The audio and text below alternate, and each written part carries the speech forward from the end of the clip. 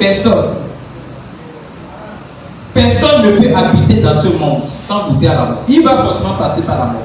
Forcément. Il peut avoir n'importe quel pouvoir, il peut avoir n'importe quelle force, il peut avoir la richesse que je ne peux pas compter, mais il va passer par le chemin de toute la terre. Les noirs passeront, les blancs passeront, les métis passeront.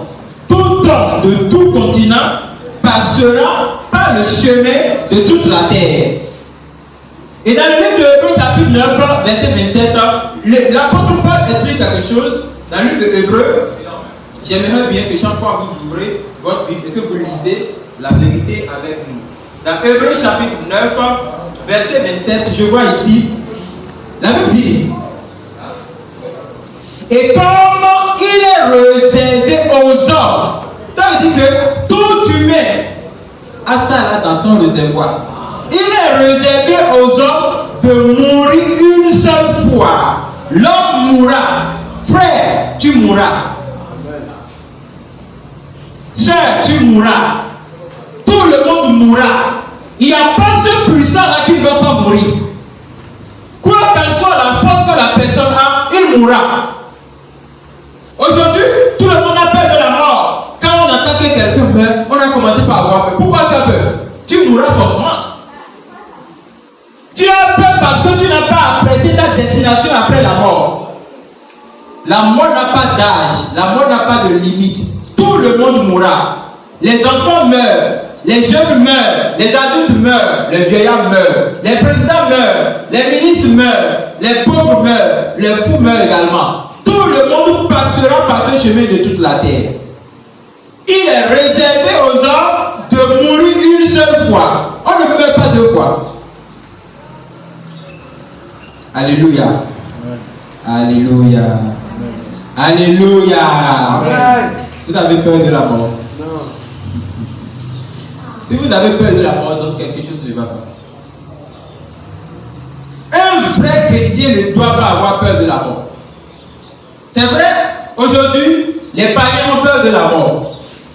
Ils ont peur de la mort. Quand quelqu'un meurt aujourd'hui, on commence par pleurer, on se plaint, on dit tout ce qui n'existe pas. Oh non! Moi, je n'ai pas peur de la mort. Nous ne devons pas avoir peur de la mort. Parce que nous savons que celui qui est né de nouveau ne meurt jamais. Écoutez, la Bible dit, après la mort vient le jugement. Ça veut dire que après que cette enveloppe que nous portons, ça là, ce n'est pas nous-mêmes, c'est un corps, c'est juste une enveloppe que Dieu nous a mis. L'homme qui se trouve au milieu de ce corps passera par le jugement. Si ce n'est pas le jugement, on va venir faire quoi même ici? Le chemin de toute la terre. Amen. Pourquoi l'homme a peur de la mort? Pourquoi? Aujourd'hui, quand on dit que tu vois le monsieur qui passe par ici, là, le matin qui salue sa femme, il est là. Oh mon Dieu! Il va plus mourir. Il va plus mourir. Donc il n'a qu'à rester dans le monde là.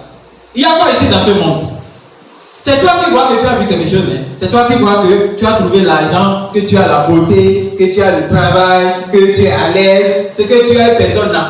Toi là, c'est pour toi. Personne n'a ça. La mort existe. La mort va tout arracher. Tu ne vas amener avec toi-même une seule moustique ne va t'accompagner pour aller dans l'au-delà. C'est faux. Tu mourras sans rien, même sans 5 francs. Ce que tu vois aujourd'hui, que non, ça c'est pour moi, ça c'est pour moi. Oh non, même quand Dieu te parle là, toi tu crois que tu ne peux pas obéir, tu contestes la parole de Dieu. Tu vas mourir un jour. Et on va voir ce que tu vas faire devant le trône de Dieu. C'est la vérité qu'on ne nous prêche pas. Quand quelqu'un est vivant, on ne lui parle pas de sa vie après la mort. On ne lui dit pas comment il faut s'apprêter après la mort. Mais quand cette personne meurt, les mêmes chrétiens qui ont gardé son temps, qui ont gaspillé son temps pendant son vivant, en train de lui dire, tu seras riche, tu auras le contrat, tu auras ceci, tu auras cela. Les mêmes chrétiens viennent pleurer sur son cadavre. Vous ne voyez pas que l'homme a un problème. Et la vérité qu'on cachait à cette personne pendant qu'il était vivant, on vient prêcher ça sur son cadavre. Le chemin de toute la terre. Nous allons passer par là. J'y passerai. Tu passeras également. Aujourd'hui, tu n'as pas le temps d'écouter Dieu. Quand Dieu parle, tu dis Dieu, toi dis pour toi là. Oh, c'est pas lui, il prêche comme ça. Laissez-le dire ce qu'il veut. Tu te moques des prédicateurs. Tu t'en fous de l'amour de Dieu. Dieu t'aime, mais toi tu maîtrises l'amour de Dieu.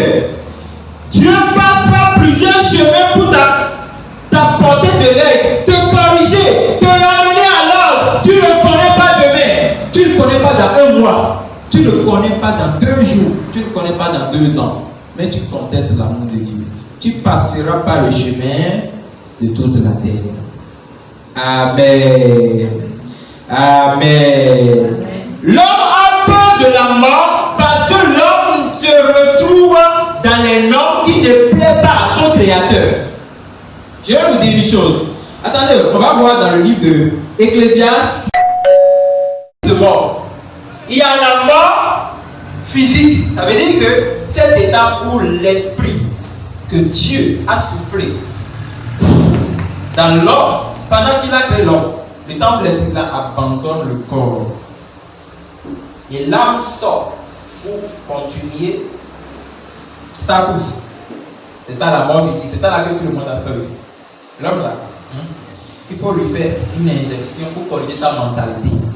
Parce que quelqu'un dont la tête fonctionne bien, normalement là, il était né, il est appelé à mourir. Amen. Quelqu'un qui est né, il est appelé à quoi? Mourir. À mourir. Normalement, nous sommes nés pour mourir. Il faut savoir ça là. On n'a même pas besoin d'enseigner ça aux gens. Quelqu'un qui est né connaît qu'il doit mourir. Qu'il soit petit, grand, adulte ou quoi que ce soit. Il n'a même pas demandé à venir dans ce monde. Il n'a pas le droit de demander à mourir ou pas. Donc, normalement, on ne doit pas penser à ça. L'essentiel, c'est quoi? C'est la mort de l'âme. Quelqu'un qui vit sur cette terre, qui n'a pas fait une vraie rencontre avec Jésus. Je dis une vraie rencontre. Parce que une chose est de dire je suis chrétien, pendant que toi-même, au fond de toi, ton esprit te témoigne que tu n'es pas un chrétien. Même moi, je te vois, tu n'es pas chrétien, je le saurai. Tu vas tromper. Mais tu joues avec l'éternité. Parce que le peu de séjour que tu vas faire sur cette terre, 20 ans, 50 ans, 60 ans, 80 ans, aujourd'hui même, on ne le dit plus même, 100 ans, au plus c'est 100 ans. Ceux qui ont plus que ça, c'est la souffrance. Que tu vas faire sur cette terre-là, c'est à cause de ça que tu te trompes. Tu joues avec ton âme. Écoute, l'éternité, c'est même pas 20 ans, c'est pas 100 ans, c'est pas un siècle, c'est pas 200 ans, c'est pas un millénaire, c'est l'éternité. Et c'est à cause de ça aujourd'hui, toi tu ne peux pas te soumettre à la parole de Dieu. Tu vas rencontrer.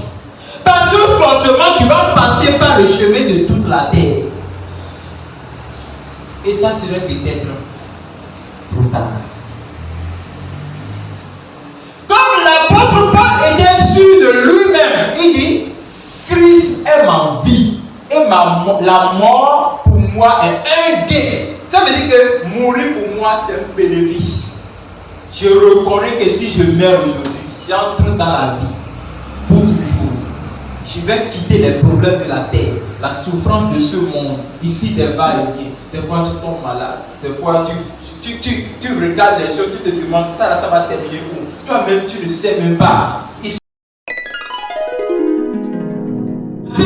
de notre profession sur cette terre, la fin de ce que nous connaissons, la fin de nos va-et-vient, la fin de je vais construire une grande maison, je vais faire ceci, je vais créer des entreprises, je vais me marier, je vais faire des enfants, j'aurai ceci, j'aurai cela. La fin de ce discours, Crains Dieu et observe ses commandements. C'est la crainte de Dieu, mon ami. Même moi qui suis prédicateur, là, Dieu s'en fout de moi. Ne pas avoir la crainte de Dieu n'a rien à voir. Regardez, vous pouvez venir ici chanter, jouer. Si tu n'as pas la crainte de Dieu, Dieu s'en fout de toi, il ne te connaît pas. L'apôtre Paul, le plus grand missionnaire qui a parcouru des pays, a dit, moi-même, je crains pour que, après avoir prêché aux gens, je ne sois rejeté. Si Paul dit ça, qui suis-je? La fin du discours, quoi qu'en soit ce que quelqu'un est dans ce monde, c'est d'avoir la crainte de Dieu. C'est d'avoir la crainte de Dieu. D'avoir en lui l'obéissance à Dieu. Quand Dieu va dire, ah c'est Dieu, ah si c'est Dieu, je n'ai pas le choix. C'est ça là qui te sauve la vie après la mort. Amen. Amen. Sinon, quand tu décides de vivre dans le péché, tu t'en fous. Même quand quelqu'un te parle, tu ne considères pas ce qu'il te dit. Tu penses que tu te moques de lui. Or, tu ne te moques pas de lui, tu te moques de ton âme. Tu joues avec Dieu. Et après, tu reviendras. Tu te retrouveras devant le trône de Dieu. On va dire, Hippolyte, enfin tu es venu. Je suis venu, je suis ton enfant. Moi, j'ai évangélisé. Toi, au moins, tu as évangélisé. Il y a certains ici qui n'évangélisent même pas. J'ai fait ceci. Et Dieu va dire, oui, tu as bien fait ça. Mais je ne te connais jamais. Écoutez, est-ce que vous êtes sur le même chemin avec moi? Que sert-il à quelqu'un s'il parcourt ce monde, s'il fait tout ce qu'il fait dans ce monde, et à la dernière, Dieu te dit, je ne connais jamais? La fin du discours, c'est craindre Dieu. Et observe ses commandements. Et d'observer les commandements de Dieu. Quand Dieu dit, ne mets pas ça là, ne le fais pas. C'est tout. Quand Dieu dit, mets ça à la mer. Quand Dieu dit, quitte. Quand il dit, va. Si tu viens, viens. Quand Dieu te dit, tu n'as pas le droit. Reconnais ça. Soumets-toi à Dieu. Observe ses commandements. C'est là ce que doit faire tout homme. C'est ce que tout homme doit faire. Tout humain qui veut avoir le repos après avoir passé par le chemin de toute la terre doit avoir la crainte de Dieu et observer ses commandements. Le verset 16. Car Dieu amènera toute œuvre en Dieu. Répétez avec moi. Car Dieu amènera. Car Dieu amènera. Répétez avec moi. Car Dieu amènera. Car Dieu amènera. Toute œuvre en jugement. Toute œuvre en jugement. Le jugement aujourd'hui, vous voyez, quand quelqu'un te doit 1,5 million, il ne te donne pas, tu trouves même la force d'aller le convoquer, vous vous retrouvez maintenant devant le procureur, ou non, ça là c'est encore mieux, il te doit, c'est encore mieux. Qu'est-ce qu'il t'a fait même? Il a volé ton argent, voilà, ou il te fait un mal, et tellement que il a acquis ton terrain, injustement. Et tu le convoques. Et c'est toi qui trouves la force. Tu as même les preuves. Le juge a dit tel numéro là-bas, telle personne, et l'accusé aussi vient. Et toi, comme tu es là-bas, tu t'es bien habillé, tu mets pied sur pied, tu te vois comme déjà saint. Le procureur se voit saint. Le juge se voit saint. L'avocat se voit saint. Et toi-même, le saint des saints, tu es assis pied sur pied.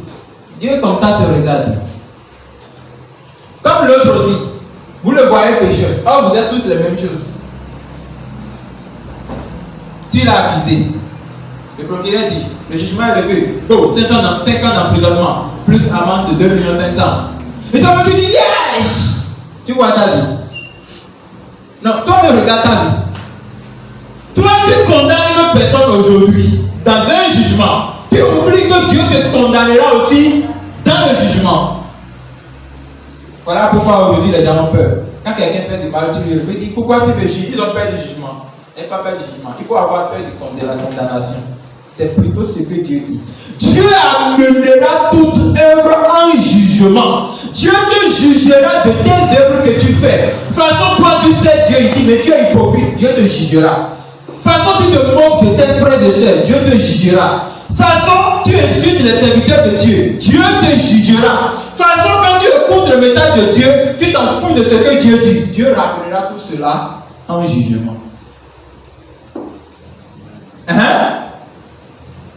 Au sujet de tout ce qui est caché, soit bien, soit mal. Même ce qui est fait dans le secret, que ça soit du bien, que ça soit du mal, que ça soit raisonnable, que ça soit non raisonnable, si tu ne te repens pas, Dieu t'attend dans le jugement. La fin du discours. Amen. La fin du discours. la fin de notre parcours sur la terre. La fin de tout ce que tu vas venir faire. Nous sommes ici maintenant, ça nous attend. Oh, tout le monde se... Écoute, tu vas mourir. Tu vas forcément mourir. Tu vas passer par la mort. Moi également, je passerai par là. Et Dieu, il prendra le livre que Dieu a écrit pendant que tu étais. Il t'ouvrira chaque page. Page 16. Écoute, tu te souviens du dimanche 24, tel jour de venir. Tu te rends compte qu'à la fin du culte là, le frère, telle personne était venu. Qu'est-ce qu'il t'avait dit? Oui, il m'avait dit que cette chose et cette chose n'est pas bien d'abandonner. Quelle a été ta réaction? J'ai accepté. J'ai accepté, bravo. Page suivante. Quand tu as accepté, est-ce que tu as obéi? Non. D'accord, page suivante. Tu te rends compte de tel jour? Oui, telle soeur était venue te reprocher telle chose. Quel était le résultat? Ah oui, je l'ai fait. Je l'ai bien fait. Ah bon, page suivante. Après ça, qu'est-ce que tu as fait? Tu as murmuré. Très bien. Page suivante. Dieu, il ouvrira le livre que Dieu a écrit pendant que tu étais vivant. Tu ne vas pas échapper au jugement. Personne. Écoute, j'ai entendu dans le message, oh, les chrétiens ne seront pas jugés. Les chrétiens seront jugés 2 fois. Amen. Les chrétiens seront jugés 2 fois. Les serviteurs de Dieu plus pire. Et là, on va les juger de ce qui prêchent d'abord. Avant de juger ensemble pour les autres. Les chrétiens là, vous n'entendez pas l'apôtre Paul dit, le jugement va commencer de la maison de Dieu. Et ils seront jugés 2 fois. Ce n'est pas parce que tu viens à l'église que tu as échappé. Non. Mais un vrai chrétien ne sera pas condamné dans le jugement. Il y a une différence entre juger et condamner. Amen. Alléluia. Amen. Quand on parle du jugement là, moi qui suis ici, je suis prêt que quiconque me juge. Parce que c'est ça qui m'apportera la vie. Si possible, me condamner. Pourvu que je ne tombe pas dans le jugement et la condamnation éternelle. Amen. Alléluia. Amen. Tout le monde sera jugé. Si tout le monde doit mourir, donc tout le monde sera jugé. Même le procureur qui juge aujourd'hui sera jugé. Oui. Oh non, je veux devenir avocat. Tu as fait le droit pénal, le droit blablabla. Et c'est toi qui portes les blouses noires sur blanc. Tu portes tout le noir. Et c'est une petite couleur blanche qui est au milieu. Ça veut dire que tu es dans le noir. Ton cœur est noir, ta vie est noire, tu vas finir dans le noir. Et que tu as une petite vérité dedans. Et maintenant, toi, tu portes ça et tu te présentes devant la cour. Et tout le monde dit applaudissez le juge, il est là. Tu vas passer par le chemin de toute la vie.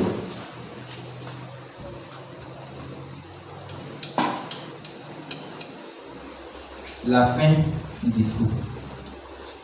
Personne ne sera échappé. Je dis, personne ne sera échappé. Tous ceux qui sont venus d'Adam vont passer par la mort. Vous savez, dans l'une de 2 Timothée, l'apôtre Paul a donné son propre exemple. Parce que lui au moins, il a mené une vie où il était très sûr de mourir. Il était très sûr qu'après sa mort, il entrera dans la vie éternelle. C'est ce que Dieu nous réclame aujourd'hui. Dieu veut que nous aussi, nous corrigeons les faillites qui habitent en nous. Dieu veut que les lacunes de notre foi soient corrigées. Dieu veut que nous puissions être chrétiens fiers de dire que la mort pour moi est un gain.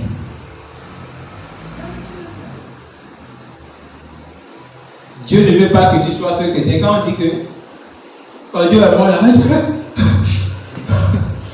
il a fait quoi? J'ai peur. Tu as peur de mourir. Tu as entendu l'autre qui est mort et tu as peur. Qu'est-ce qui a sauvé cette peur en toi? Oh. Si la personne qui est morte était la même, j'allais partir le salut et dire toi, félicitations, tu es parti. Tu vas prendre le cadavre, je vais le salut, dire félicitations. Enfin, tu es parti. Nous autres, nous restons. Parce que c'est lui qui mène une vraie vie chrétienne. Il reconnaît que le jour où je mourrai, je quitterai les problèmes de ce. Moi, je vois la mort comme une façon de se cacher. C'est caché au problème, c'est caché au diable. Il a pris le temps de prier, il a dit le temps. Hé, viens au culte, fais ceci, fais cela, viens au travail.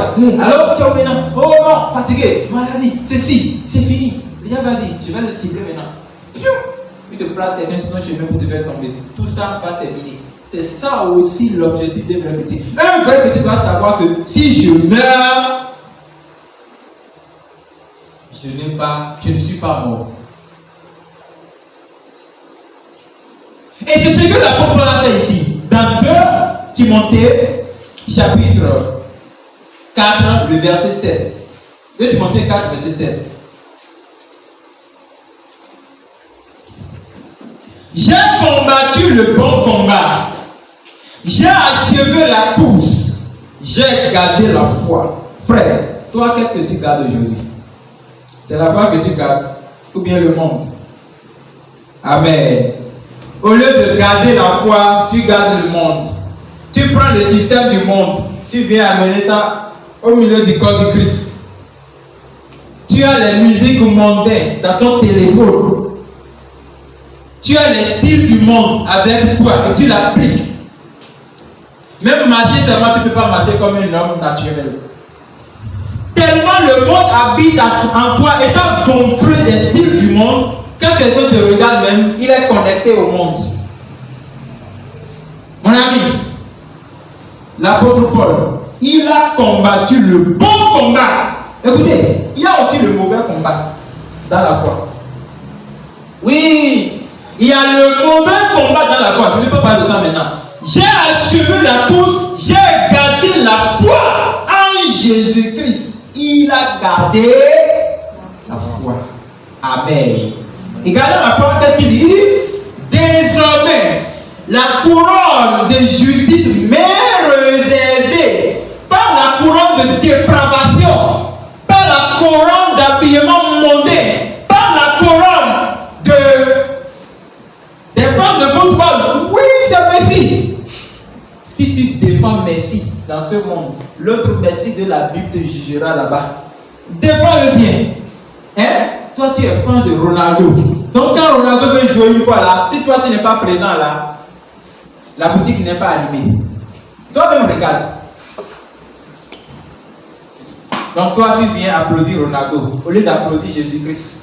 Le temps que tu as pris pour aller regarder le football pour applaudir Ronaldo là, les âmes sont en train de mourir et en train de partir en enfer. Toi, au moins, tu as connu une vérité. Tu n'as jamais pris le temps de te placer au moins sur le chemin pour dire repentez-vous. Tu n'as pas fait ça. Mais tu trouves le temps d'aller applaudir le monde. Tu vas passer par le chemin de toute la terre. Au fait, ce que tu as déjà fait là, ça t'attend déjà dans le bilan. Amen. Hein?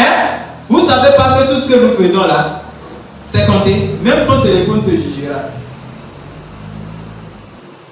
Tes yeux te jugeront de ce que tu as regardé. Ton corps te jugera. C'est lui qui te conduit à faire des erreurs. Quand il désire que tu lui donnes ça, après lui là, il va entrer dans le sable. Il va te revenir te retrouver dans le jugement. Oh! Vous ne voulez pas que je vous dise la vérité? Dieu a fait un témoin qui nous accompagne tout le temps. Hein? Dieu là, il a fait un témoin qui nous accompagne tout le temps. Oh, je vais vous montrer plusieurs témoins. Quand tu viens ici, tu commets un acte. Que ça soit oui avec la volonté de Dieu ou non avec la volonté de Dieu. Ça là, ça te regarde. Ça a des yeux. Ça là, ça te regarde. Dans le spiritualisme, hein, je peux lui parler, il va me répondre. Je lui parle, je lui dis, déplace-toi, il se déplace. Il dit, retourne à ta place, il se retourne. Ça témoigne. La terre là, te regarde. Le jour là, elle sera là. J'étais là. Tu ne peux pas refuser. J'étais là. Toi-même, tu seras étonné. Regardez, l'ombre que Dieu a fait qui t'accompagne tout le temps là, il n'y a pas de solution que pour que ça se détache de toi. Il va t'accompagner jusqu'à la tombe. Et Dieu a fait tous les témoins qui nous a. À part l'ange de Dieu que Dieu t'a donné maintenant pour te surveiller. Et Dieu même te regarde. Trop de choses t'accompagnent. C'est que tu fais même pas témoigner que tu l'as fait le jour là. Écoutez, nous devons faire comme l'apôtre Paul. Combattons le bon combat. Gardons la foi. Parce qu'une couronne nous attend. C'est ce que tu fais dans ce monde qui t'attend au ciel. Écoutez, il dit la couronne de justice. Parce que l'apôtre Paul, il a vu une vie de justice dans ce monde. Il espère une couronne de justice. Il dit, le Seigneur, le Jésus, me le donnera dans ce jour-là. Et non seulement à moi, mais encore à tous ceux qui auront aimé son avènement.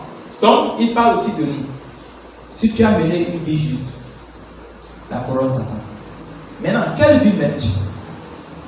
Est-ce que la vie que tu mènes, ton esprit te témoigne vraiment que toi là, une couronne de justice t'attend au ciel?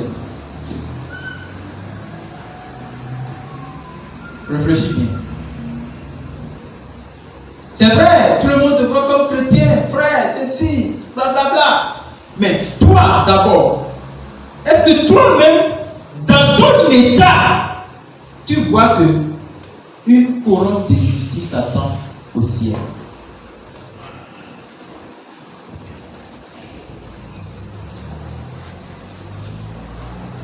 Réfléchis à cela.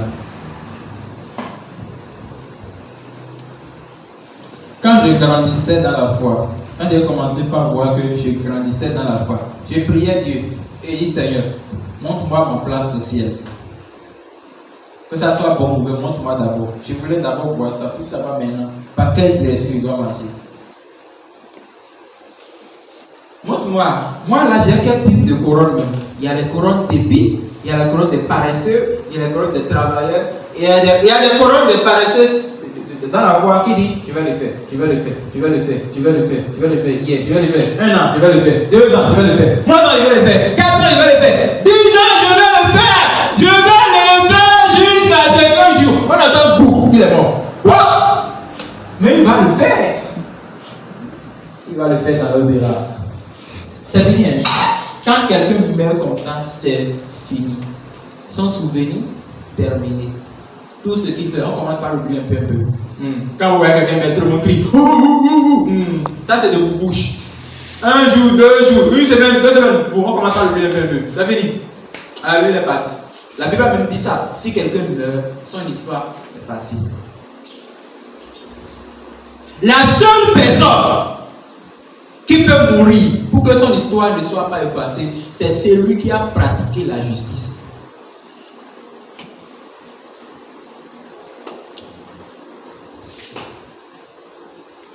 Les gens ont peur de la mort parce qu'ils ne sont pas dans les normes avec le Seigneur. Je vais partir sur le point. Un autre point plutôt. Quel combat menez-vous de votre vivant?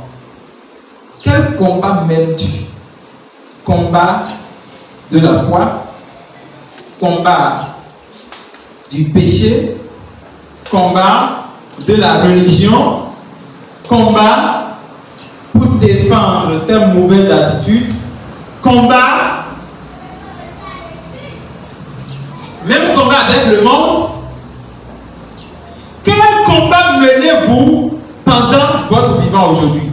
Au fait, oui, qu'est-ce que vous défendez pour que votre couronne puisse revenir vous voir après votre mort? Aujourd'hui, personne n'a le temps de Dieu. Hein? Amen. Est-ce que quelqu'un a le temps de Dieu aujourd'hui?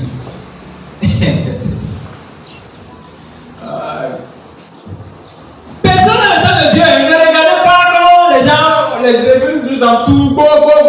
Personne n'a le temps de Dieu. Il y a des gens tellement amoureux de leur travail, tellement amoureux du monde, tellement amoureux des fêtes, tellement amoureux des ambiances de la sorte qu'ils n'ont pas le temps d'écouter la parole de Dieu. Même les pasteurs n'ont pas le temps de Dieu. Les prophètes, les révérends, ils n'ont pas le temps de Dieu. Ils ont leur propre temps. C'est pourquoi ils se prêchent sur le pupitre.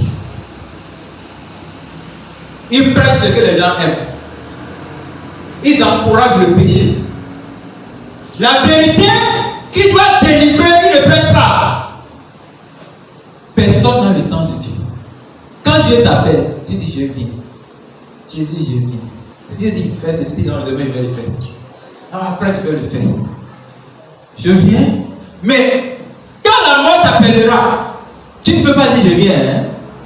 Tu viendras forcément. Quel combat menons-nous de notre vivant. Si nous savons que notre temps sur cette terre a de limites, qu'est-ce que nous faisons? Que faisons-nous pour maîtriser la gestion de notre temps? Parce que la gestion de notre temps, ça n'engage que nous. On a écouté le message la fois dernière, non? Que le temps appartient à Dieu. Et Dieu nous a donné un peu. Le peu que Dieu nous a donné, je vais vous expliquer ce que c'est un don que Dieu nous a donné. Il viendra nous réclamer de comment nous avions utilisé, nous avons fait usage de ce don. Et il nous jugera à base du temps que nous utilisons. Frères, sœurs, avec quoi occupes-tu ton temps dans ce monde? Est-ce que ce à quoi tu occupes ton temps est pour la gloire de Dieu ou pour ta gloire? Parce que tôt ou tard, tu viendras devant le trône de Dieu et tu lui rendras compte.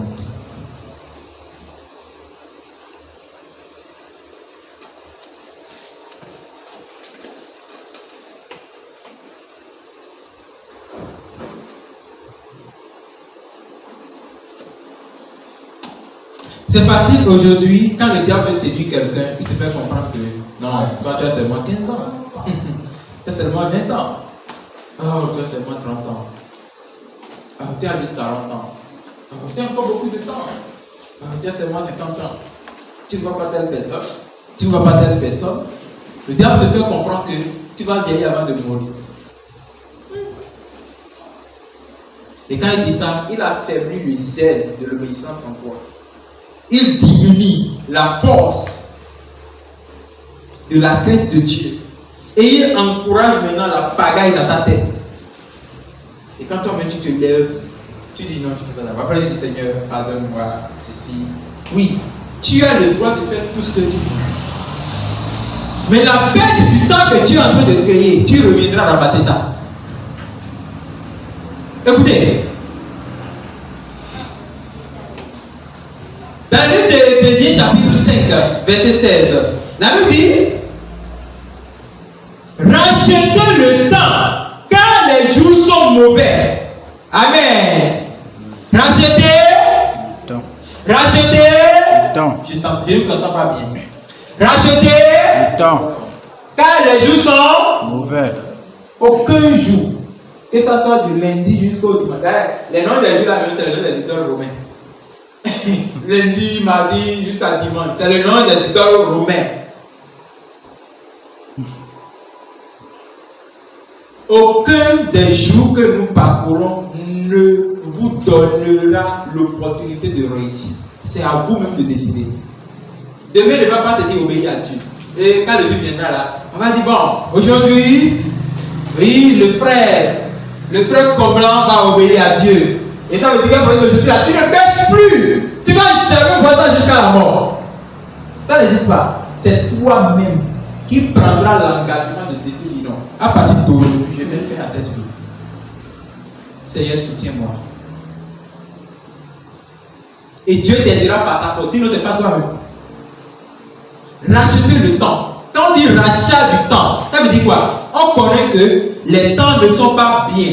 Mais en tant que chrétien, cherchons à dominer le temps par la parole de Dieu. Ça veut dire que quand le jour vient et ton ami là te dit viens, tu peux m'accompagner vers tel lieu. Tu regardes.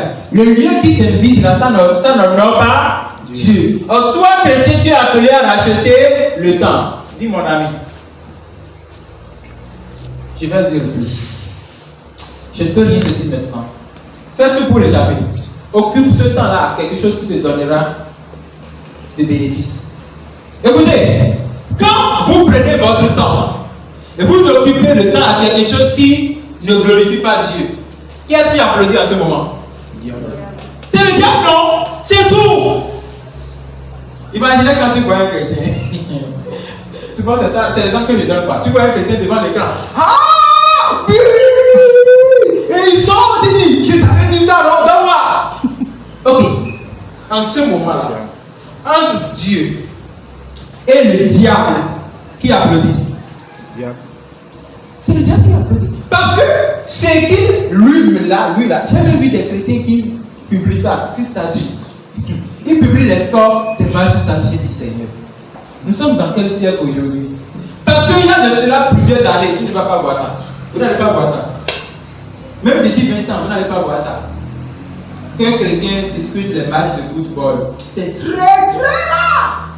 Des fois, ça peut venir en palabre, comme en train de blaguer, on dit, mais tu vas voir que moi je vais dire ça. Oh, j'ai même confiance. Attends, il y a les équipes là, Barça, Real, comment on appelle ça? C'est Barça et Real, non? Real ou bien Real? Bon, Barça en anglais c'est Real. Moi, je suis fan de Barça. On va miser. Les gens misent, ils prennent le téléphone. Écoute, si Barça gagne, tu prends le téléphone. Tu n'as jamais misé ton téléphone avec la parole de Dieu. Hein? Mais tu mises ça avec Barça et Real. Devant le trône de Dieu là, c'est toi-même qui va te juger. Parce que moi j'étais à la place de Dieu, je dis bon, toi-même ce que tu fais, tu mérites tout. Et tu vas dire en fait, je dis bon, vas-y. Moi, avec ma gloire, avec ma magnificence, j'ai laissé ma gloire sur le trône. J'ai prié comme un humain. Je suis venu souffrir pour toi à la croix. J'ai versé mon sang. Je t'ai donné ma vie. Mais en retour, tu me montres que tu n'es pas fan de moi, mais tu es fan de Real et de Barça.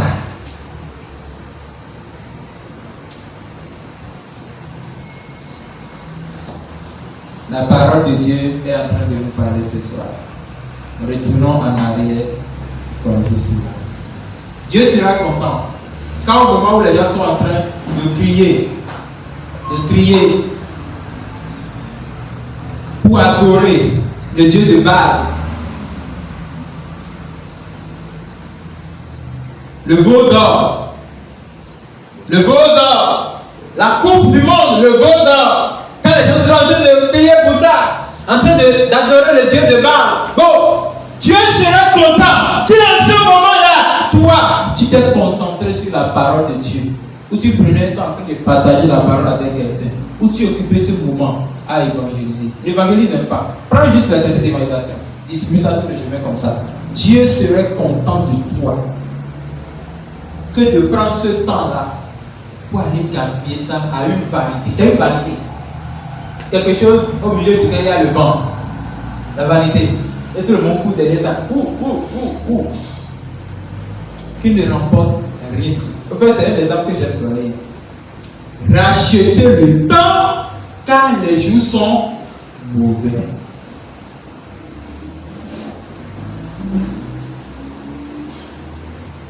Et dans le livre de 1 Pierre, chapitre 1, verset 17, la parole de Dieu dit, il dit,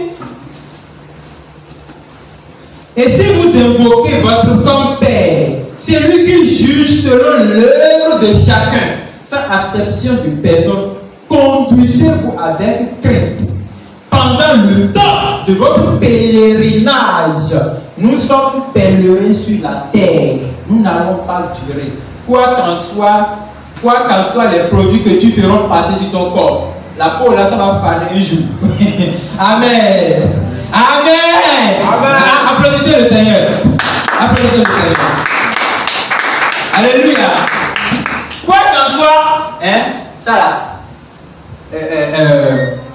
les produits que vous allez passer sur ça là, quoi qu'en soit la tresse que tu vas faire, ça va faner. Ça va faner. Ça va devenir comme. Écoute, tu te vois beau, tu te vois belle, tu fais tout ce que tu veux. Même quand on te dit que non, en tant qu'un chrétien, tu ne dois pas t'habiller comme ceci, tu ne dois pas porter ça, tu te vois comme tu es jolie plus que Jésus, c'est ça non? Tout comme quand Jésus était là, il avait fait comme toi.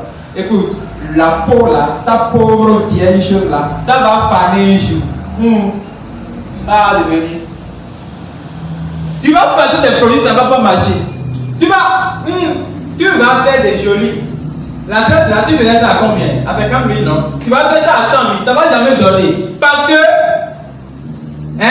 le moteur là, ça a commencé par. Le délai du moteur commence par passer. Donc c'est dans ça qu'on va rester. Moi, je n'adore pas ceci. Je n'adore pas le corps. J'adore celui qui a créé le corps. C'est pourquoi je ne tiens pas compte de ça. On est venu seulement rester ici quelques temps passés. Nous avons une autre beauté qui est la beauté intérieure. C'est ça qu'on appelle la parure intérieure. C'est ça que Dieu demande. Dieu n'a pas dit de se faire beau avec, bien de se faire belle, de se rendre belle avec les fournitures artificielles. Les fournitures du diable là, qui ont créé, fait des dessins des idoles, de Rome, d'Amérique, des trucs là dedans. Moi, m'habiller avec ça. Je suis fou. Il n'y a que des chrétiens fous qui vont faire des choses comme ça. Parce que quelqu'un en qui a Jésus ne doit pas pécher contre le temple de Dieu. Le corps ne nous appartient pas. Pourquoi tu soumets le corps à ta volonté? Écoutez, la Bible dit que votre temps de pèlerinage ici, c'est au 21e siècle. Sinon, avant là, même les Blancs, les Européens, s'ils descendaient, ils venaient en Afrique, ils ne copient jamais la coutume des Africains. C'est avec l'évolution du tourisme que vous allez voir maintenant les Blancs descendent ici, ils copient votre coutume, ils dansent comme vous, ils cherchent à parler votre langue, ils s'habillent comme vous. Sinon avant, les Blancs ne changent pas, ils ne copient jamais la coutume africaine. Allez lire les histoires, j'ai fait le tourisme. Vous allez voir. Donc, ça veut dire que moi, chrétien, je suis descendu du ciel, je suis en pèlerinage ici. Je ne dois jamais changer mon style de vie. Je ne peux pas changer mon style de vie parce que j'ai déjà ma propre coutume. Dans la coutume chrétienne, un chrétien est appelé à suivre la parole de Dieu dans tout ce qu'il fait. Alléluia. Dans la crainte de Dieu, je parle. Dans la crainte de Dieu, je marche. Dans la crainte de Dieu, je regarde. Dans la crainte de Dieu, je m'habille.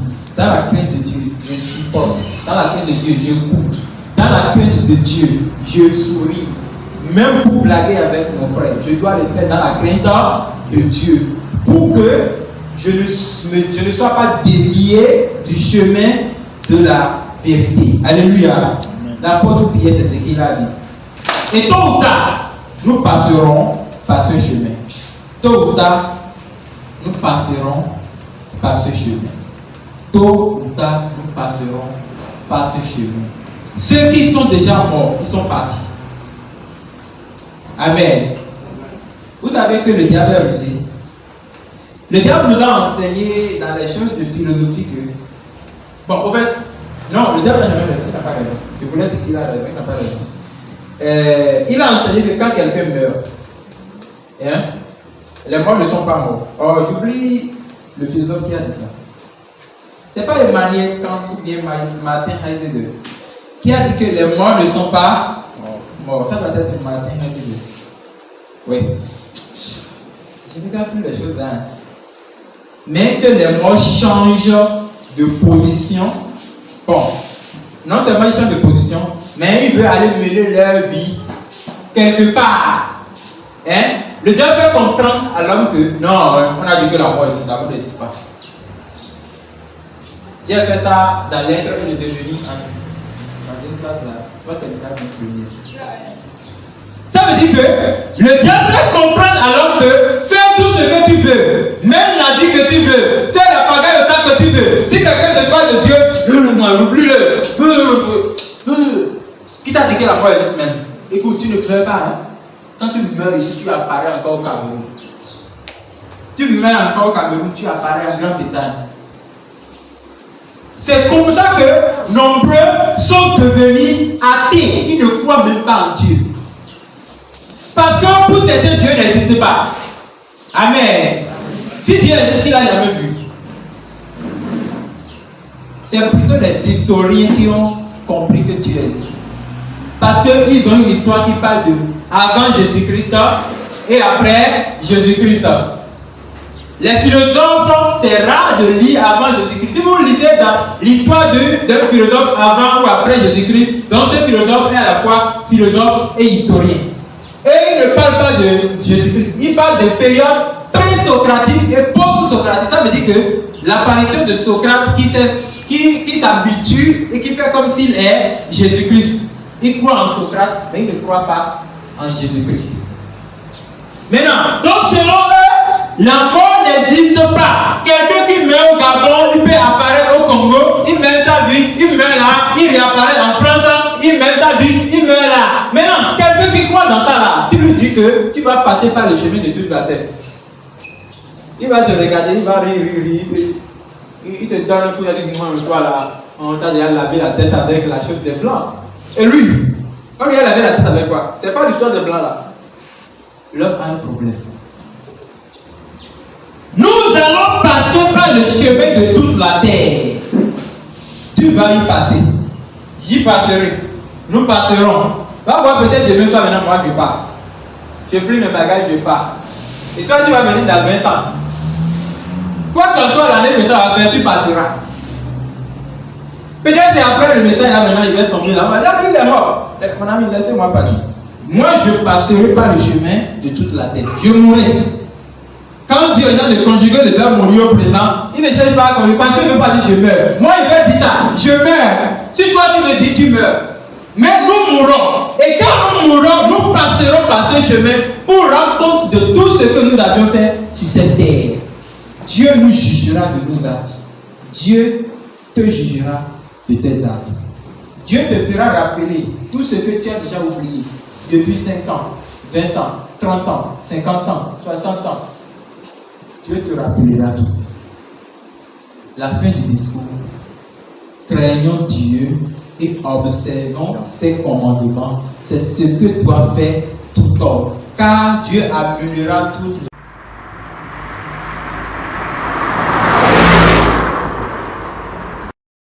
Si vraiment tu es sérieux, il t'aidera à rétablir ta vie au nom de Jésus-Christ.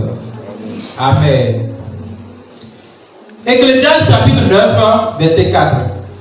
Ecclésiaste 9, verset 4. 4 à 6. Vous allez voir ce que l'Ecclésiaste a dit. Pour tous ceux qui vivent, il y a de l'espérance. Ah, vous attendez? Non. Vous attendez? Réalisez. Ils n'ont pas bien entendu. Pour tous ceux qui vivent, il y a de l'espérance. Pour tous ceux qui sont encore vivants, il y a de l'espérance. Ça veut dire que nous maintenant, nous sommes encore vivants. Il y a de l'espérance pour que ce que tu as gâté là, tu puisses réparer. Hein? Il y a de probabilités possibles. Vous pouvez vous asseoir. Restez assis et écoutez. Écoutez, la fois dernière, je disais quelque chose. Que nous avons 3 temps. Hein? Nous avons le passé, nous avons le présent et nous avons le futur. Et dans ces 3 temps-là, c'est un qui nous appartient. Le passé. Même le présent ne nous appartient pas. Parce que dans 2 minutes, je ne connais pas ce qui se passera. Le futur ne nous appartient pas. Là, c'est encore loin. Hein? Et nous qui sommes encore présents, et nous qui sommes encore vivants, si nous avons quelque chose à arranger avec Dieu, il y a possibilité maintenant en même temps. Parce que nous ne connaissons pas ce qui viendra demain. Dans la Bible dit, ne te vante pas du lendemain, parce que tu ne connais pas ce que le lendemain t'apportera. C'est pourquoi normalement, il que tu ne peux pas dire, non, demain je vais le faire. Demain ceci. C'est dangereux. Qui connaît ce que demain t'apportera? Mais ici, il dit, tous ceux qui vivent, pour tous ceux qui vivent, il y a de l'espérance. Les vivants aujourd'hui planifient des choses. Oui, dans 1 mois, je vais commencer par travailler dans une autre entreprise. Dans 2 mois, j'ai un contrat signé avec les partenaires. Et dans 1 an, il y aura ceci. Dans 2 ans, il y aura ceci. Il planifie des choses dans l'avenir. Ça, c'est pour les vivants. Maintenant, continuez la référence. Hein? Et même un chien vivant, oui, mieux qu'un lion mort. Vous entendez? Un chien qui est vivant a de valeur plus qu'un lion qui est mort. Ecclésiaste de Salomon. Tu parles, hein? Amen. Qui est ce chien vivant? Bibliquement parlant. Hein? Un pauvre, non. C'est absolument un homme. C'est pas tous les hommes. Un pécheur. Très bien, merci. Un chien, c'est un pécheur. Hein? Dans l'Apocalypse, la Bible dit dehors les. C'est pas ça. Elle dit qu'un chien, quand on dit chien, regardez la vie du chien. Ce n'est pas les chiens qu'on voit sur les chemins. Ils ne sont pas des chiens, c'est les chiens fabriqués. Les vrais chiens là, quand vous voyez les chiens là, ils sont tout le temps derrière leur maître. Et maintenant, le chien se nourrit souvent de quoi? De la viande. Le même chien là, il va manger la viande, vous serez là, il va encore vomir. Après, il remange le vomissement.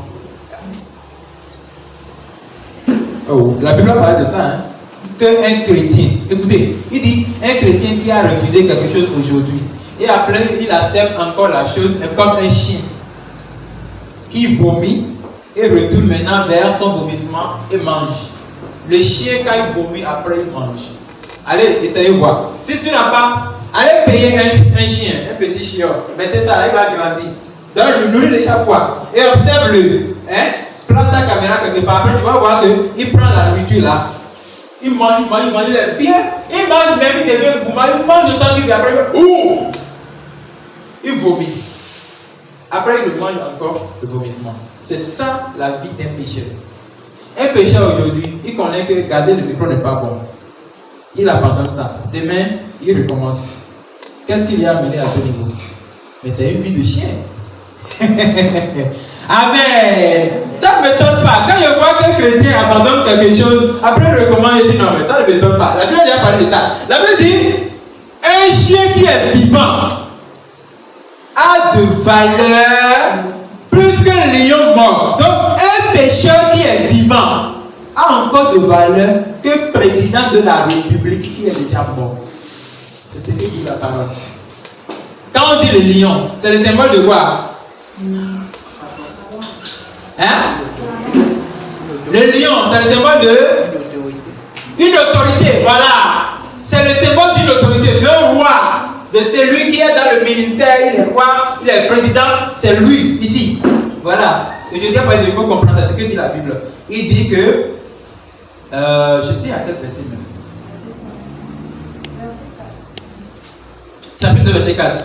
Il dit, un chien vivant vaut mieux qu'un lion mort. Ça veut dire c'est lui qui mène la vie du péché, mais qui est encore vivant, a de l'espérance.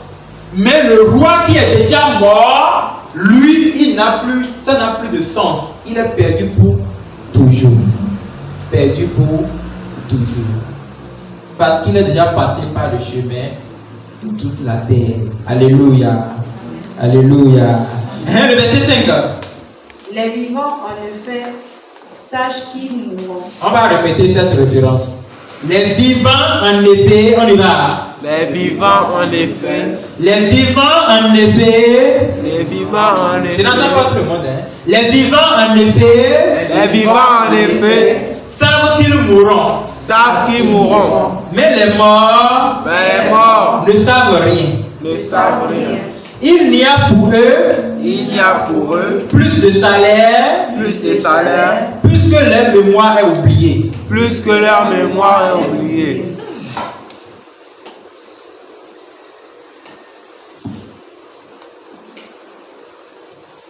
Vous entendez? Vous entendez?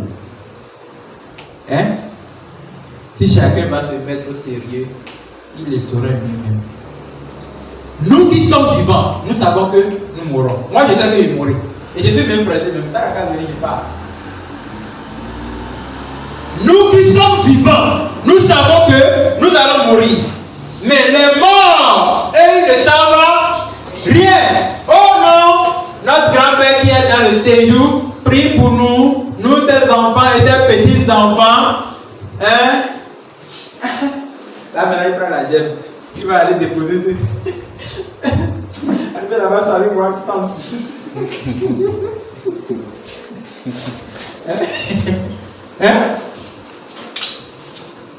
Ça, c'est quoi?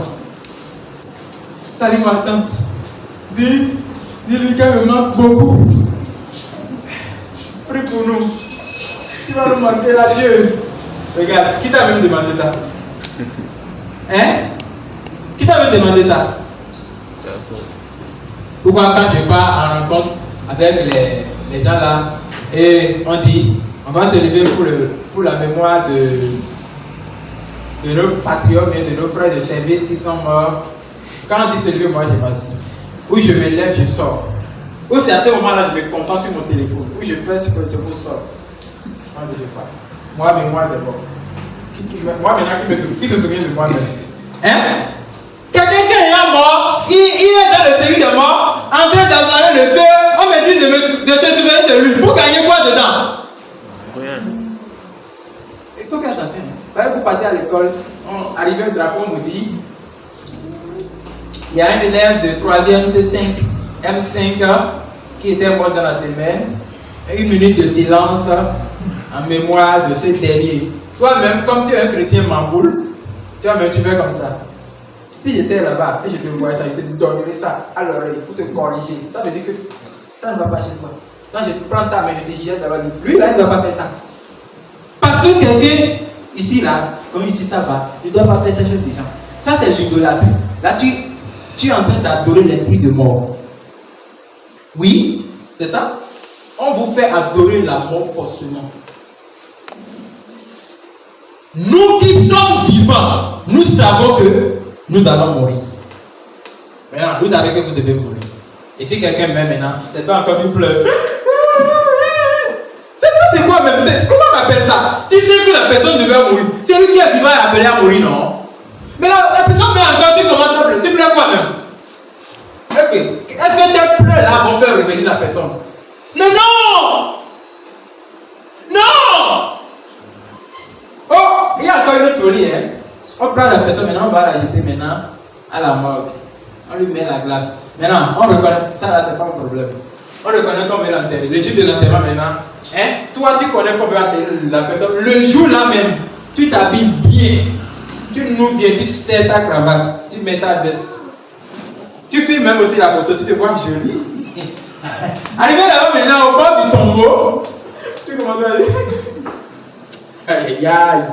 Écoutez, si on peut me donner de trucs là, je vais frapper beaucoup de personnes. Parce que ça, c'était. Tu savais qu'on devait l'enterrer, non? Tu t'habilles bien. Au bord du tombeau, maintenant, tu commences à pleurer. Ça, c'est du Kaleta. C'est du Kaleta. Et maintenant, on est en train de le mettre dans le trou maintenant.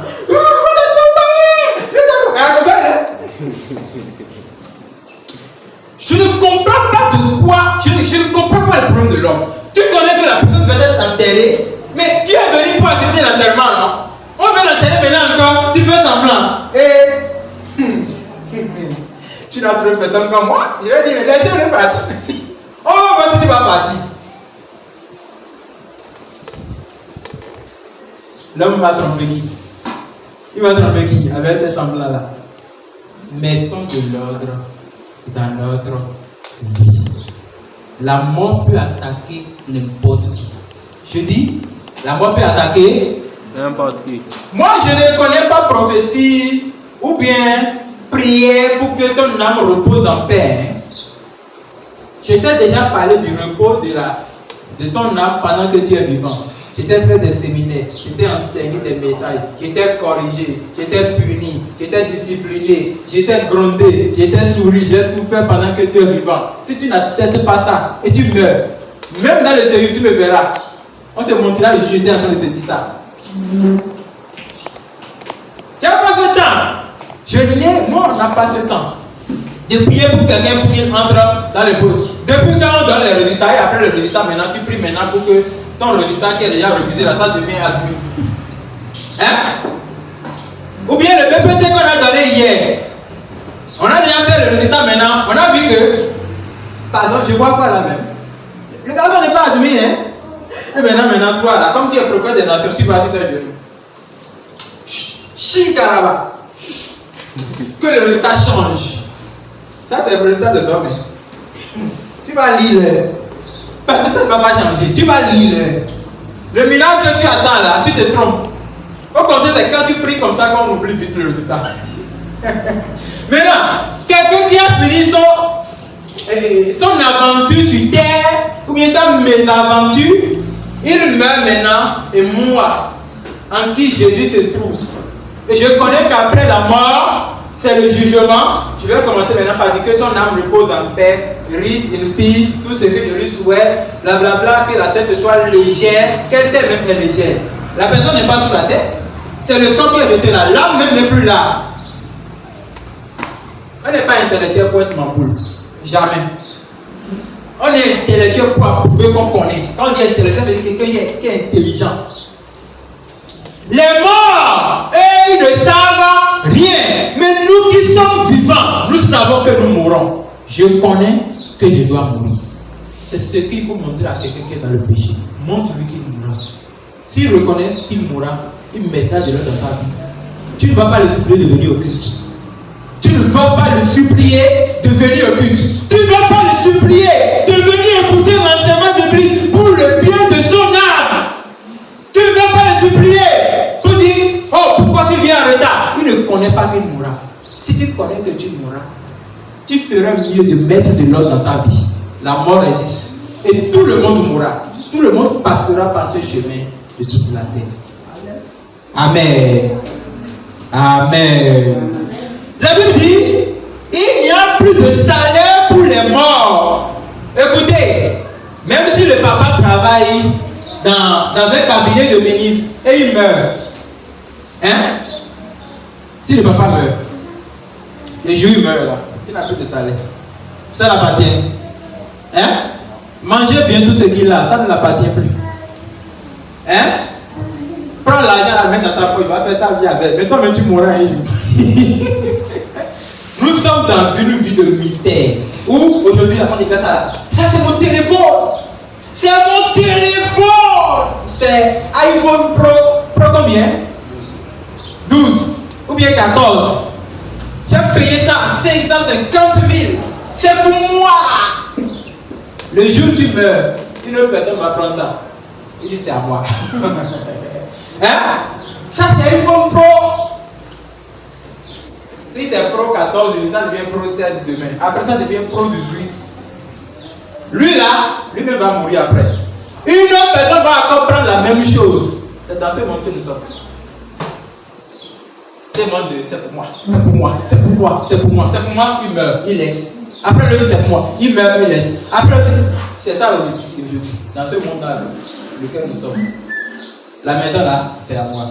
Demain, le dira, c'est à moi. La parcelle là, c'est à moi. La femme là, c'est à moi. Le mari là, c'est à moi. L'enfant là, c'est à moi. L'héritage là, c'est à moi. Quoi encore? L'entreprise, c'est à moi. Tout ça, c'est à moi. Quand il meurt, une autre personne vient changer les papiers à son nom. Ça devient pour lui. Après, il dit c'est à moi. Des temps après, lui-même, il trépasse, il meurt. Une autre personne dit c'est à moi. Et nous sommes dans ce monde où quand quelqu'un parle, il passe, il meurt. Une autre personne vient lui-même, il meurt. Et c'est dans ce monde que nous, chrétiens, on ne se rend pas compte que c'est un monde de vanité. La Bible dit, pour les vivants, il n'y a plus de salaire. Le jour où le papa meurt, l'enfant, c'est l'enfant qui prend le salaire du père. Les entreprises vont dire, bon, comme le papa est mort, on va payer les enfants jusqu'à telle année, tel nombre d'années. Si c'est pour l'État, hein. Bon, et c'est passé. Il n'a plus de salaire. La Bible précise, puisque leur mémoire est oubliée. Ou bien ceux qui sont morts dans ce quartier-là, on a parlé de là, on parle encore d'eux aujourd'hui. C'est passé. C'est passé. Quand tu meurs, on oublie tout ce que tu as fait. C'est passé. Une fois en passant, on se rappelle de toi parce que peut-être tu as payé une Bible à quelqu'un. Quand il prend la Bible, des fois il se dit, ah, cette Bible-là, c'est telle personne qui m'a payé ça, hein. La vie continue. Si c'est le téléphone, tu lui as payé. Après, il se rencontre. Tu sais, dit, ah, c'est lui, hein. Il a déjà passé. Ah, c'est un bon homme. C'est lui qui dit que tu es bon. Dieu sait connaître si tu es bon ou pas. Leur mémoire est oubliée. Le verset 6. Et leur amour et leur envie ont déjà péri. Écoutez, après la mort, l'envie d'être riche, tu ne l'auras plus. L'envie d'étudier et d'avoir, d'être content de reconnaître que Dieu a un plan. L'homme devient triste parce qu'on lui dit la vérité. Si depuis qu'il était là, il disait, je t'ai vu, tu es en train de signer un contrat. Tu vas dire, Amen. Regarde ta vie. Tu veux que moi je te mens pour que tu passes mourir.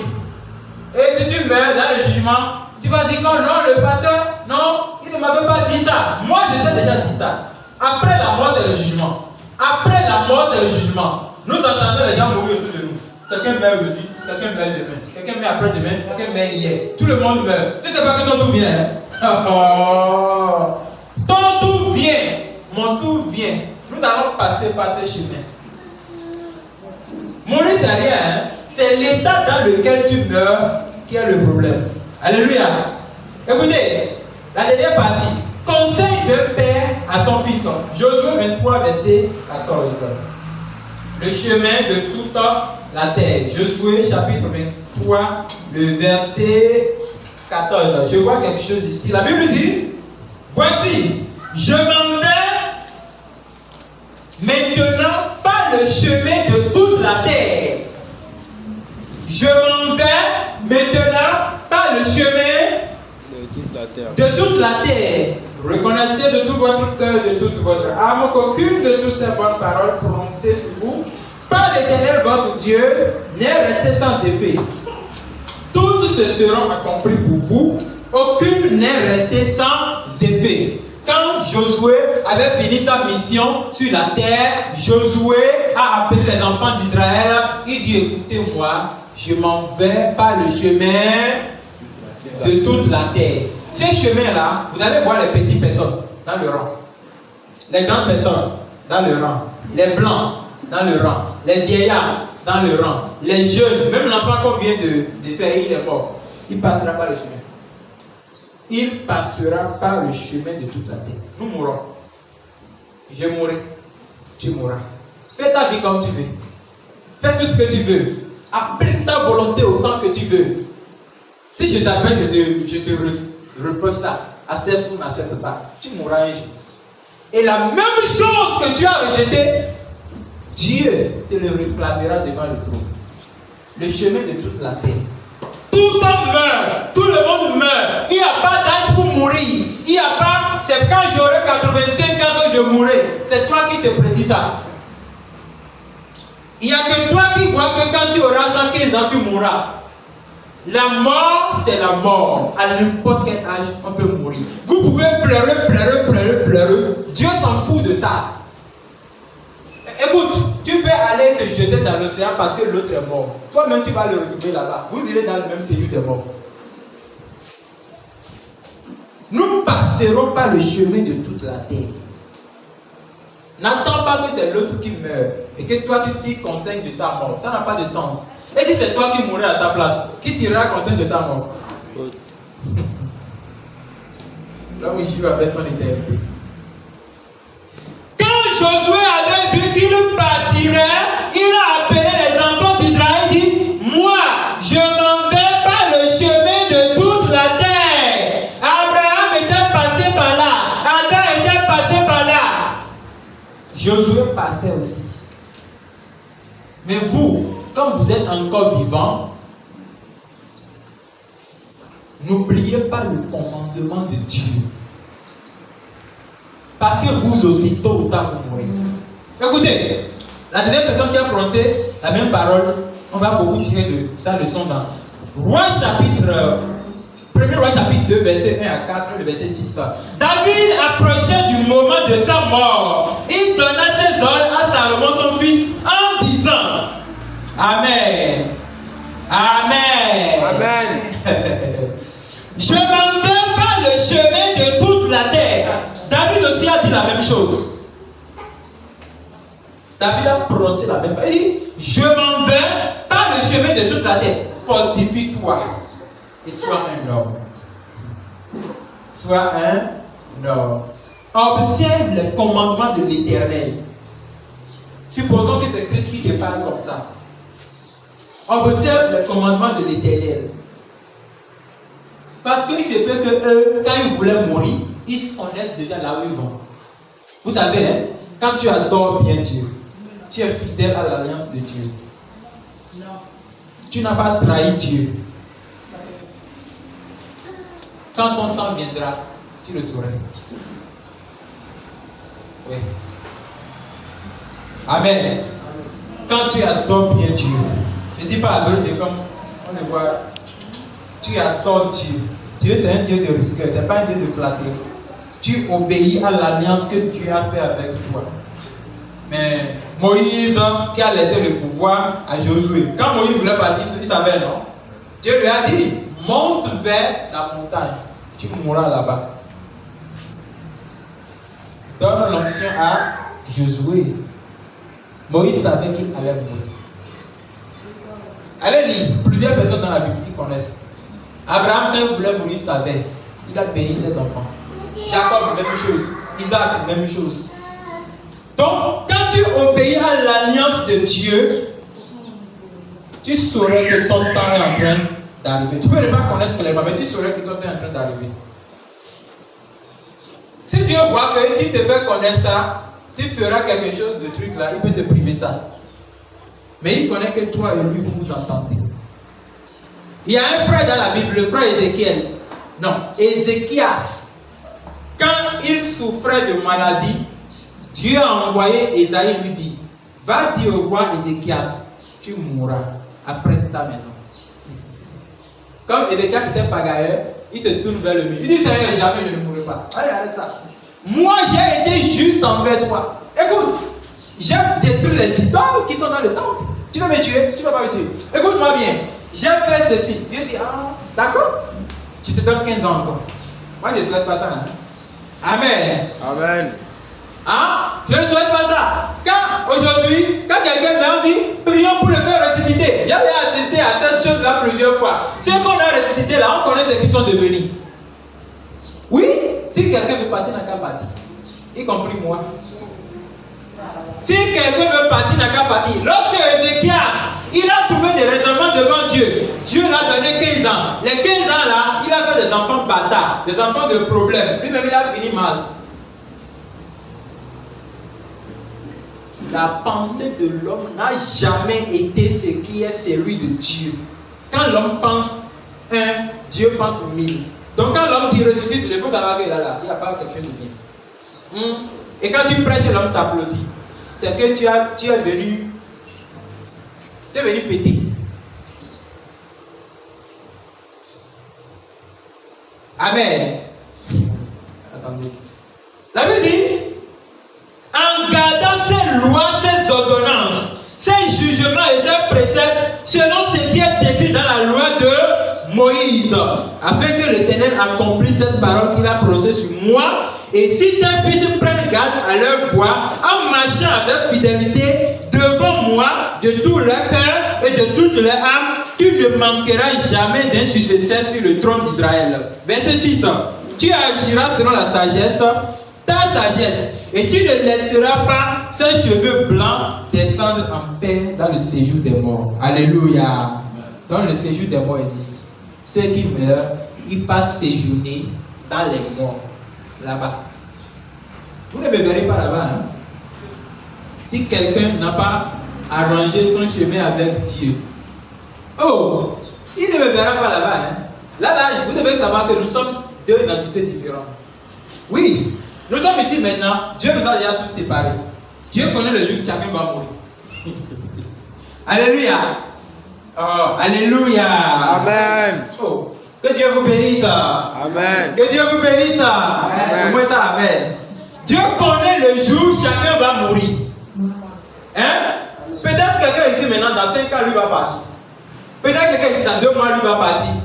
Peut-être quelqu'un ici maintenant, dans 1 semaine, il va partir. Ce n'est pas une prière. Non. Moi, je ne vais pas te prier pour que tu meurs. Je préfère prier pour moi, mais pour que je meure. C'est mieux. Dieu connaît le temps que chacun va mourir. Mais il y a une chose, Dieu connaît également la destination de chacun de nous. C'est ce qui me fait peur, moi. C'est la destination là qui est mon problème. La mort là, c'est rien. Maintenant, parce que Dieu connaît celui qui l'appartient et celui qui ne l'appartient. Écoutez, si nous sommes ici maintenant et la trompette sonne, c'est là qu'on verra celui qui appartient à Dieu. David, il a enseigné son fils. Il dit, moi également, je pars vers le chemin de toute la terre. Toi, écoute-moi sur les préceptes, sur les commandements que je t'ai donnés, jusqu'à ce que tu gardes les cheveux blancs pour descendre dans le séjour des morts. Maîtrisez les enfants, s'il vous plaît. Amen. Le dernier conseil d'un père à son fils, c'est dans Jean chapitre 21, verset 18. Je bénis les grandes personnes. Vous m'entendez? Je bastonne bien les grandes personnes. Dans Jean chapitre 22, verset 18, Jésus parlait également à ses disciples. C'est ça la dernière référence que nous allons lire. Et ça, je vais aimer que, après avoir lu ça, si chacun retourne chez lui à la maison, qu'il prend cette référence-là, j'ai envie de dire à Dieu de nous donner quelque chose qui se cache derrière ça. Jean 21, verset 18.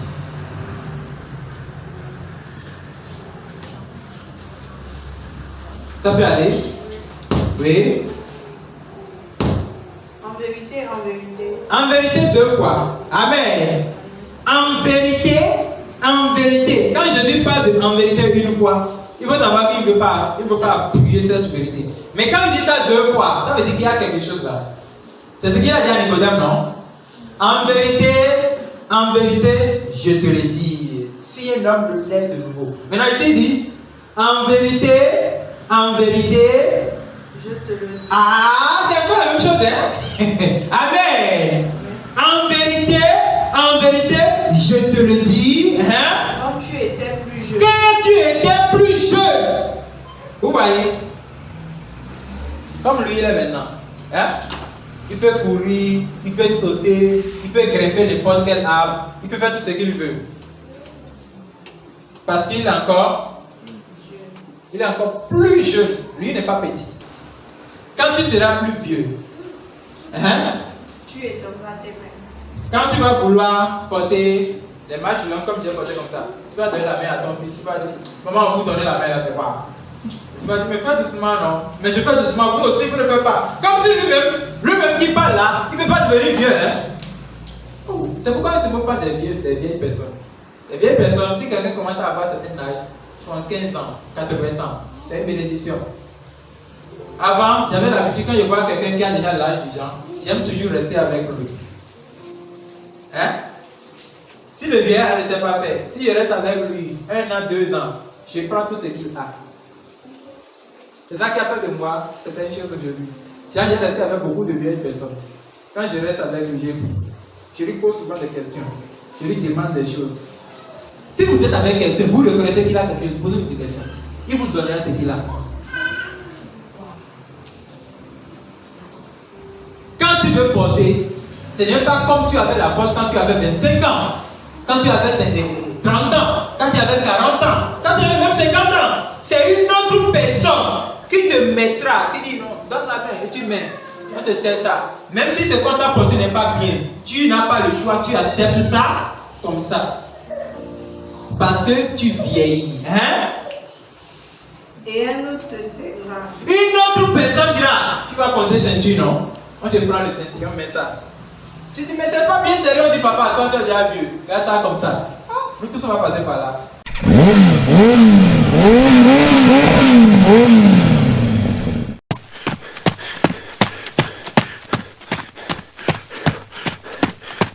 Moi je ne parle bien. C'est lui le vieillard. Il m'a dit, on va aller serrer les choses comme ça. Il m'a dit, mais il faut serrer. J'ai dit, non! Fais ça comme ça. Mais fais doucement, non? Mais c'est pas toi qui es vieux. Tu vas te taire là. Mais tu pars où? Nous partons à Favon. Non, je ne pars pas à Favon, je pars à Grand Village. Tu as même la bouche, tu parles. Alors à Favon, c'est à Favon que le vieillard est. Là-bas, c'est la brousse. On te fait asseoir maintenant à Favon. Parce que tu es déjà Dieu. Vous n'avez pas compris. C'est bon? Tu es déjà Dieu. Lorsque tu vieillis, tu n'auras plus la force de travailler pour Dieu. Aujourd'hui, tu as la force. Travaille pour Dieu.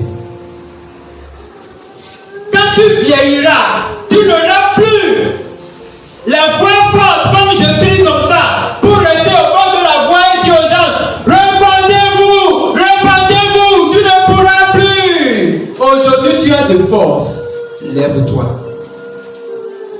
C'est vrai, hein? La jeune génération n'a pas le temps de Dieu. Mais on a des jeunes qui sont dans les hôpitaux, qui ont envie de se lever pour travailler à Dieu, mais ils ne peuvent pas. On a des gens qui sont dans des prisons. Et c'est arrivé en prison, ils se sont rendus compte qu'ils étaient en erreur. Toi, tu es libre. Tu as la liberté. Tu as le temps. Tu peux servir Dieu. Mais tu n'as pas trouvé le temps pour Dieu. Nous sommes déjà dans le mois de juillet. Dans 2 semaines, on va découper l'année là en 2. Qu'est-ce que tu as déjà bénéficié à Dieu? Qu'est-ce que tu as déjà fait à Dieu? Combien d'âmes tu as déjà gagné à Dieu? Vous ne savez pas que Dieu a un agenda pour chacun qui vient dans ce monde. Pour quelqu'un qui dit qu'il a été comme ça, Dieu a un agenda pour lui. Le nombre d'âmes que tu dois gagner à Dieu est inscrit dedans. Si tu ne gagnes pas et tu retournes là-bas, tu vas payer cher. Tellement Dieu t'aimait de la sorte que, comme tu ne gagnais pas les âmes pour lui, il a bloqué tes activités. Il a bloqué tes ambitions. Tout ce que tu désires, tu n'arrives pas. Tu trouves de l'argent, tu n'arrives pas à le faire. Tu n'as jamais compris que ce n'était pas avant que Dieu le faisait.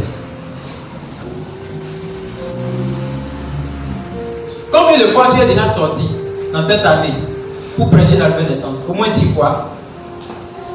Mais tu as déjà passé combien de temps devant la télévision pour regarder les choses de la vie? Tu as déjà plus de temps pour aller s'asseoir et bosser. Les gens ont même parlé de moi, c'est venu dans mes oreilles. Je pense seulement j'entends la voix. J'entends tout ce que vous dites dans mes oreilles. J'ai entendu les gens parler de moi. J'entends les voix là parler, j'ai dit, ça c'est rien. C'est l'ignorance. Tu as même trouvé le temps, tu parles des gens. Mais combien de temps tu as déjà occupé pour appeler quelqu'un que tu vois? Et tu dis bien, aujourd'hui on va partager la parole de Dieu.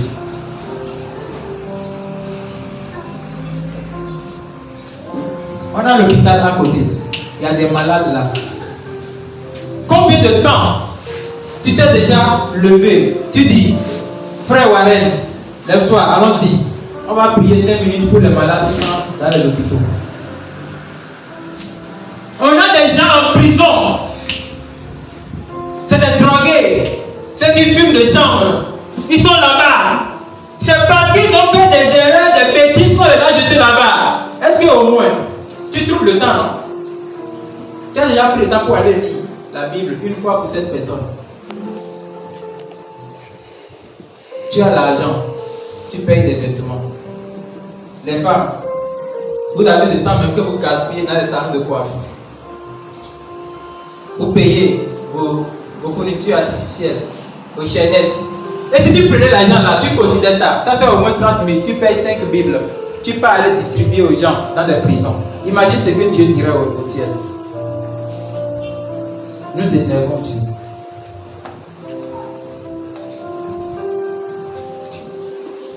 Nous avons des lycées qui sont autour de nous.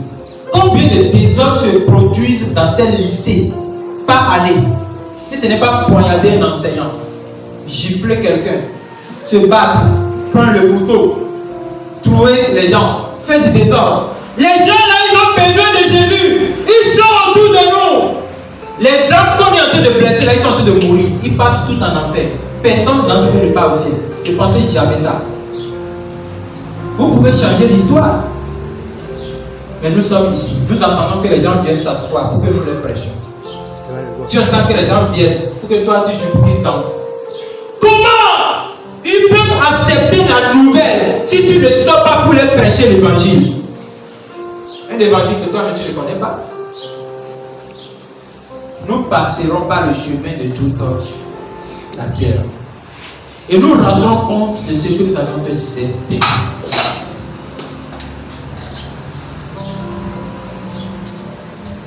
J'ai voulu nous faire l'évangélisation. Le Seigneur m'a dit de laisser, c'est pourquoi je laissé. Parce qu'il y a une personne qui a les ailes, qui peut décider lui-même. On n'a pas besoin de dire allons à l'évangélisation. Quand moi je grandissais dans la foi, j'avais les ailes moi-même, je sautais. Je le faisais de ma propre volonté. Aujourd'hui, je n'ai plus le temps de le faire comme avant, parce que j'ai beaucoup d'obligations que je dois remplir dans le ministère. Et nous qui appuyons la vérité que vous voyez difficile, nous sommes une cible que le diable est en train d'espérer. Le diable nous force à retourner. Comme il est déjà passé par les leaders, ça ne marche plus. Le diable en personne veut nous faire tomber. Il veut nous faire détourner du chemin. Or, c'est vous qui devez maîtriser la parole de Dieu pour nous soutenir dans la prière. Qu'est-ce que vous faites à Dieu? Janvier, février, mars, avril, mai, juin.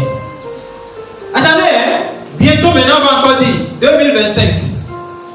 Les jours terminent, les mois terminent.